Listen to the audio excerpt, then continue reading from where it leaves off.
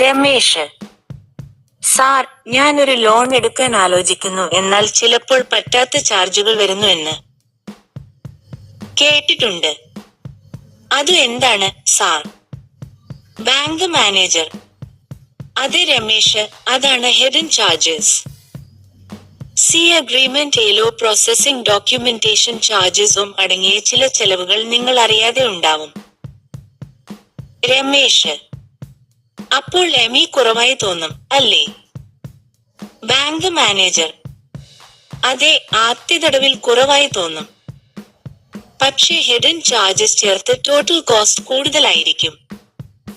രമേശ്: എന്ത് ചെയ്യണം sir hidden charges ഒഴിവാക്കാൻ?